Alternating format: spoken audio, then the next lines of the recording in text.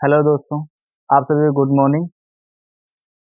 जीतने वाले कुछ अलग नहीं करते हैं।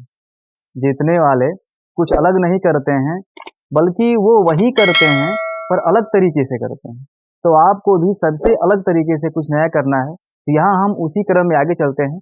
जैसा कि हमने वास्तविक संख्याओं के बारे में बहुत सी चीज़ें जाना कि वास्तविक संख्याएं क्या हैं, किस प्रकार से विभाजन करते हैं, परिमेय है, अपरिमेय है। साथ में हमने अपरिमेय संख्याओं को सिद्ध करने के बारे में बात की।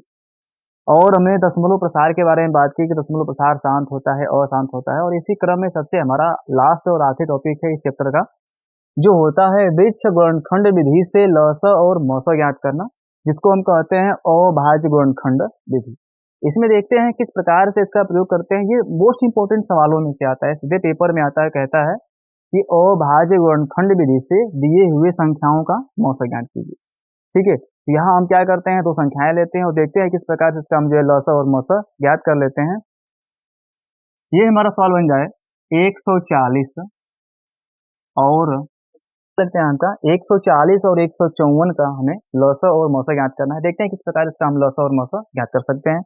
सबसे पहले हम क्या करते हैं, इन दोनों संख्याओं का वृक्ष विधि से गुणनखंड करते हैं। तो हमने यहाँ पर लिख दिया कौन सा 140। देखिए, ये जो अभाज्य गुणनखंड होता है वो होता कैसा है। सबसे पहले इसमें क्या करते हैं, हम सबसे छोटी अभाज्य संख्या से भाग देने की बात करते हैं। देखते हैं भाग किसे जा सकता है। अच्छा, कोई बता पाएगा सबसे छोटी अभाज्य संख्या कौन सी होती है? हाँ, सही है, आपका जानते हैं, बताया गया था सबसे छोटी जो अभाज्य संख्या होती है वो क्या होती है, आपकी 2 होती है। तो हम सबसे पहले कोशिश करेंगे क्या यह 2 से कट जाएगा। और जानते हैं कि अगर किसी संख्या का इकाई का अंक 0 या फिर सम संख्या आता हो तो वह पूरी संख्या क्या करेगी, आपकी 2 से विभाजित हो जाएगी। तो यहाँ हम सबसे पहले क्या करेंगे, 2 से जो है भाग देंगे। तो यहाँ लिख देंगे 2। यदि 2 का इसमें भाग देते हैं तो कितना बनेगा, यहाँ पर 70 हो जाएगा। ठीक है, हम क्या करेंगे, इसी प्रोसेस को फिर से लगाएंगे। अब यहाँ पर देख रहे हैं कि यहाँ पर हम किससे भाग दे सकते हैं। फिर यहाँ दिख रहा है कि लास्ट में क्या दिया गया, आपका 0 दिया गया है। इसका मतलब फिर किससे भाग जाएगा, 2 से। और भाग देंगे तो भाग कितनी बजाएगी, 35 बार भाग जाएगी। फिर से यहाँ भाग देने की कोशिश करेंगे। चलिए बताइए जरा, तो अब भाग किससे दे सकते हैं? क्या यहाँ भाग फिर से 2 से जाएगी? नहीं जाएगी, क्योंकि यह संख्या कैसी आपकी है, विषम संख्या बन चुकी है। तो 2 से भाग नहीं जाएगी। तो 2 के बाद अगली अभाज्य संख्या कौन सी आपकी है, 3 है। तो क्या यह 3 से कटेगा? 3 से भी नहीं कटेगा। तो इसी तरीके से आपको अभाज्य संख्याओं से देखना है किससे विभाजित हो पाएगा। 2 से नहीं कटेगा, 3 से नहीं कटेगा, तो हम किससे ट्राई करेंगे, 5 से ट्राई करेंगे। देखिए, अगर इकाई का स्थान 0 या 5 होता है तो 5 से कट ही जाता है। तो यहाँ क्या करेगा, 5 से कटेगा और कितना हो जाएगा, 5 7 35 हो जाएगा। जो लास्ट में आया वो खुद ही क्या है, एक अभाज्य संख्या है। इसलिए हम क्या करेंगे, इस गुणनखंड विधि का जो वृक्ष विधि है इसको यहीं पे छोड़ देंगे। दूसरे वाले को लेकर चलते हैं। यह जो आपका यहाँ पर क्या दिया गया, 154 दिया गया है, इसको जो है हम क्या करेंगे, फिर से इसी प्रकार से गुणनखंड विधि से निकालेंगे वृक्ष विधि द्वारा। फिर इसको बनाते हैं 2 खाने, वृक्ष बनाते हैं। यहाँ हम किससे भाग देंगे, लास्ट में आपका 4 है, सम संख्या है, 2 से कटेगा। किससे कटेगा, आपका 2 से कटेगा। जब यहाँ हम 2 से काटेंगे तो भाग कितनी बजाएगी, 2 7 14 और 2 7 14 77 बन जाएगा। चलिए बताइए अब किससे कटेगा यह वाला। क्या यह पूरी संख्या 2 से कटेगी? नहीं कटेगी, क्योंकि लास्ट में क्या दिया गया, आपका 7 दिया गया। कैसी संख्या आपकी है, अभाज्य संख्या है। इसका मतलब किससे कटेगा, और देखेंगे 2 के बाद 3 से कटेगा, 3 से भी नहीं कटेगा। 5 से कटेगा, 5 से भी नहीं कटेगा।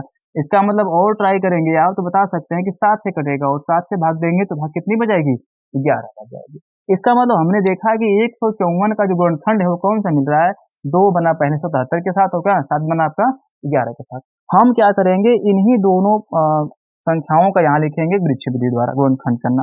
यहाँ पहला लिख लेते हैं, ये जो दिया गया कौन सा 140 में, चलिए यहाँ लिखेंगे 140 के लिए। तो 140 बराबर ये जो देखिए, ये जो अभाज्य गुणनखंड बने हैं इन्हीं को लिखना है। ये क्या है, 2 2 5 और 7। इसका मतलब इसको लिख सकते हैं 2 गुणे 2 गुणे 5 गुणे 7। ठीक है, और अगली संख्या हमारी कौन सी थी, 154। इसको लिखना होगा तो यह वाला पद मिलेगा, ये वाला। ठीक, इसका मतलब यहाँ पर क्या मिल रहा है, 2 गुणे 7 गुणे 11 मिल रहा है। चलिए इसको हम जो है अभाज्य गुणनखंडों के रूप में लिखते हैं। यहाँ दिख रहा है कि 2 कौन है, 2 बार आया है। इसे हम कैसे लिखेंगे, 2 के पावर 2 लिखेंगे। क्या बनाएंगे इसको, 2 के पावर 2 बनाएंगे। अब इसके बाद क्या बनाएंगे, यहाँ पर गुणा बनाएंगे। 5 के पावर कितना दिया गया है, 1 दिया गया। अब फिर क्या क्या बनाएंगे हम, 7 लिखेंगे। 7 के पावर कितना है, 1 है। और आगे चलते हैं लेकर के, इसके बाद इसकी बात आती है, तो यहाँ है आपका 2, 2 के पावर 1 हो जाएगा, फिर 7 है, फिर कौन लास्ट में है, 11। इसकी पावर यहाँ लिख लेते हैं, यह बन जाएगा 1, यह बन जाएगा 1, ये कितना बन जाएगा, 1 बन जाएगा। चलिए, ये तो हमने क्या बना दिया, दी गई संख्याओं का वृक्ष विधि या फिर अभाज्य गुणनखंड जो है हल कर लिया। अब इसका यदि हमें क्या निकालना होगा, लॉसो निकालना है। चलिए सबसे पहले बात करते हैं हम मोसो निकालने के लिए, HCF की बात करते हैं। HCF, ठीक है, हाईएस्ट कॉमन फैक्टर। तो इस चीज को निकालने के लिए हमें एक बात याद रखना है कि देखेंगे कि कौन सा अभाज्य गुणनखंड दोनों में है, ठीक है ना। तो दोनों में कौन सा गुणनखंड आपका मिल रहा है, यहाँ पर इसमें दिख रहा है कि 2 है और यहाँ भी कौन सा है, 2 है। तो अब बताइए जरा, इन दोनों में से जो 2 के पावर सबसे छोटा होगा उसी को हम क्या बना देंगे, आपका यहाँ ले लेंगे, यह बन जाएगा क्या, उसके HCF में आ जाएगा। तो यहाँ दिख रहा है कि 2 के पावर 2 है और यहाँ कितना है, 2 के पावर 1 है। इसका मतलब कि अगर इसी को दूसरे तरीके में समझते हैं तो यहाँ पर देख लेते हैं कि इन दोनों में कौन उभयनिष्ठ मिल रहा है। तो यहाँ पे क्या मिल रहा है, 2 मिल रहा है, हमने 2 लिख दिया। और भी कुछ मिलेगा उभयनिष्ठ, यहाँ देख रहे हैं 7 मिल रहा है। इसका मतलब फिर क्या बना देंगे हम, 7 बना देंगे। उसी चीज को हम यहाँ अभाज्य गुणनखंड के रूप में सीख सकते हैं कि इन दोनों में जो कॉमन है सबसे छोटा वाला 2 के पावर 1, और इन और आगे देखेंगे कौन कॉमन है, तो यहाँ पे क्या है, 7 के पावर 1। इस पूरे को हल करेंगे तो कितना मिल जाएगा, HCF 14 मिल जाएगा, ठीक है ना। वही अगर हम LCM की बात करेंगे, LCM की बात करेंगे, ठीक है ना, तो यहाँ पे देखते हैं लोवेस्ट कॉमन मल्टीप्लिकेशन। तो यहाँ पे देखेंगे तो किस प्रकार से बनेगा, यहाँ हम जो है इन गुणनखंडों की सबसे बड़ी घात की बात करेंगे, सबसे बड़े घात को ले लेंगे। देखिए यहाँ पर 2 है, यहाँ पर भी 2 है, पर इसमें सबसे बड़ी घात कितनी है, 2 के पावर 2 है। इसके LCM में 2 के पावर 2 लेना होगा। यहाँ पर 5 है और इसमें कहीं 5 है नहीं है, तो 5 के पावर 1 ले लेना। यहाँ पर दोनों में 7 है, ठीक है ना, पर इन दोनों में बड़ी घात कितनी है, सिर्फ 7 के पावर 1 ही है। और कौन बच गया, 11 बच गया, 11 के पावर 1 हो जाएगा। इसी को हल कर देंगे तो क्या मिल जाएगा आपको, यहाँ से इसका आंसर मिल जाएगा। तो देखते हैं इसका आंसर कितना मिलेगा, ये हो जाएगा आपका कितना,